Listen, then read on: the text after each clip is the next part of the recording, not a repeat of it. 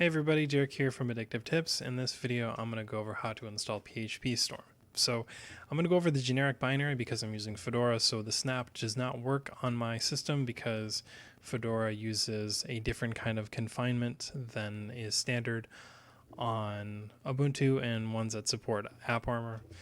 So what you got to do to get the generic binary is go to the official JetBrains website, and this is all information you can get in the link in the description, but go ahead and move that to the downloads folder.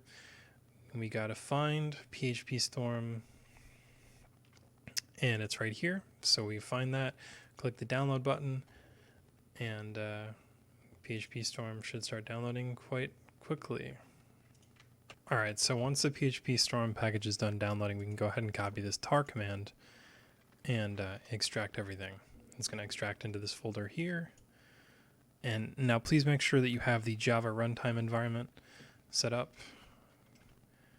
And you can go ahead, do cd PhpStorm and run the ls. Then you can just do cd bin. And you can run the app with just ./PhpStorm.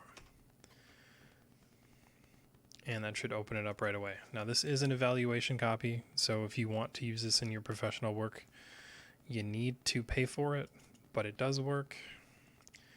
Let me create a new project. Okay, I'm not a PHP developer, but if I was, I would be using this because it seems to be pretty nice.